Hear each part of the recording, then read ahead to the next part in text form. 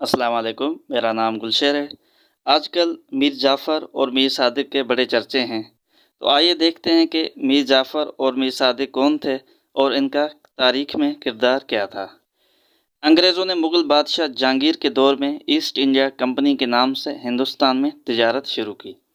انگریزوں نے چند بڑے شہروں مثلاً کلکتہ، مدراس اور بمبئی میں اپنے تجارتی مراکز قائم کیے۔ انگریز چونکہ یہاں پر قبضے کے خواب دیکھ رہے تھے، اس لیے انہوں نے تجارتی سامان کی آڑ میں اسلحہ ذخیرہ کرنا شروع کر دیا۔ 1750 تک انگریز یہاں سے دیگر یورپی اقوام کو نکال باہر کر چکے تھے۔ جنوبی ایشیا خصوصاً بنگال کے علاقے میں اپنا اچھا خاصا اثر رسوخ قائم کر چکے تھے، یہاں تک کہ انہیں کلکتہ میں جس قلعے میں رہنے کی اجازت دی گئی تھی، انہوں نے اس قلعے پر بھی قبضہ کر لیا۔ بنگال کا نوجوان حاکم نواب سراج الدولہ انگریزوں کے ارادے بھانپ چکا تھا۔ اس نے ان کا اثر رسوخ ختم کرنے کے لیے جنگ کا فیصلہ کیا۔ ادھر انگریزوں نے بنگال میں ہندوؤں اور سراج الدولہ کی فوج کے سپہ سالار میر جعفر کو پیسے کا لالچ دے کر اپنے ساتھ ملا لیا۔ 1757 میں پلاسی کے مقام پر نواب سراج الدولہ اور انگریزوں کے درمیان جنگ ہوئی۔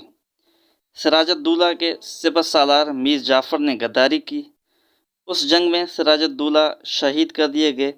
سراج الدولہ کی شہادت کے بعد انگریزوں نے میر جعفر کو بنگال کا حکمران مقرر کیا تاکہ اپنی مرضی کے کام کروائے جا سکیں۔ رفتہ رفتہ انگریز پورے بنگال پر قابض ہو گئے۔ بنگال پر قبضے کے بعد انگریزوں کی توجہ دوسری ریاستوں کی جانب ہوئی، تو وہاں کے حاکموں کی جانب سے انہیں سخت مخالفت کا سامنا کرنا پڑا۔ ان میں سے میسور کی ایک خوشحال ریاست کے حاکم حیدر علی بھی تھے۔ حیدر علی نے پہلی دو لڑائیوں میں انگریزوں کو زبردست شکست دی۔ سلطان حیدر علی کی وفات کے بعد ان کے بیٹے سلطان فتح علی اور ٹیپو سلطان نے حکومت سنبھال لی۔ نوجوان ٹیپو انتہائی بہادر اور نڈر تھا۔ ٹیپو سلطان کو بھی جنوبی ایشیا میں انگریزوں کی مداخلت ناپسند تھی۔ انگریزوں نے یہاں بھی بنگال کی طرح سازشیں کی اور ایک غدار میر صادق کو اپنے ساتھ ملا لیا۔ میر صادق نے مسلمان فوج کے تمام راز انگریزوں کو بتا دیے۔ ٹیپو سلطان نے بڑی بہادری سے انگریز فوج کا مقابلہ کیا اور 1799 میں سرنگا پٹم قلعے کے دروازے پر انہیں شہید کر دیا گیا۔ ٹیپو سلطان کی شہادت پر ایک انگریز خوشی سے چلایا کہ آج ہندوستان ہمارا ہو گیا۔ اسی طرح بنگال اور بہار کے علاقے انگریزوں کے قبضے میں آ گئے۔